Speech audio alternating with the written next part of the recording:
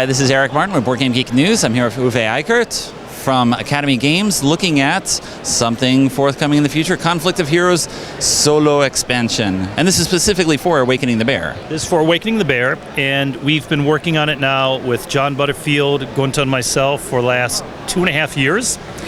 It was done about a year and a half ago, and then in the play testing we made so many changes and so many additions to the game that it changed, so we were ready to ship about 9 months ago.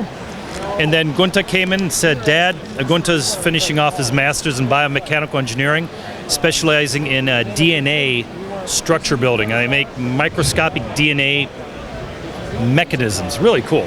And he says, Dad, you know, we use something called emergent logic, which we use for T cells attacking viruses and bacteria. And I go, really? He says, yeah, this is old school, you know, just giving certain units certain orders and programming. There's cooler and better ways to do it. So we went through it, broke it down, started all over again, and now 9 months later, I literally, after programming it, playing it, it was beating me all the time.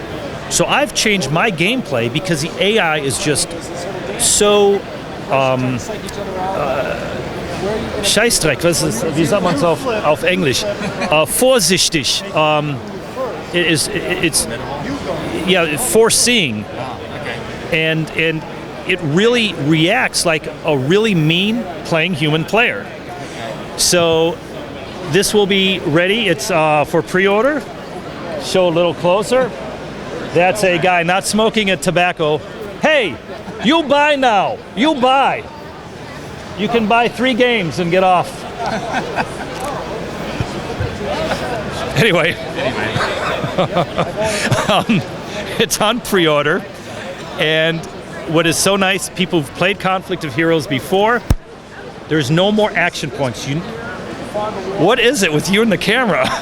It's in the middle of nowhere, and people walk out of the way. Well, yeah. It's your attract, you know, that's right. two Now attractive guys like us, you know, it's incredible. So it's too bad they're not women, though, huh? Right. I know. Instead we get Dale Yu and other people. Ah. Hey, yeah, Dale, can you kick the camera stand, please? All right. Anyway, so there's no more action points. You no longer track action points. So any unit that's fresh on the board, you take an action, and depending how expensive, how many action points it costs, you turn one of the order cards, and on top of the order card it says, if you spend, for example, 3 or more action points, that unit's spent.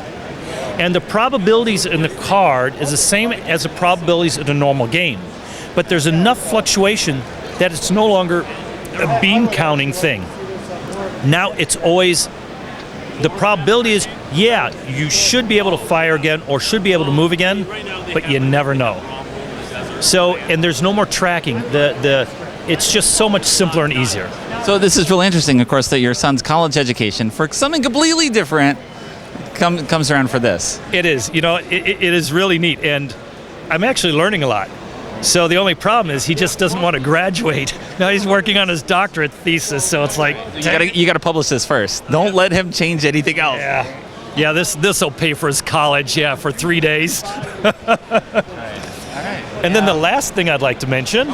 So that's on pre-order right now. You said, when is it actually out? Or when? It's going to the printer at the end of the month.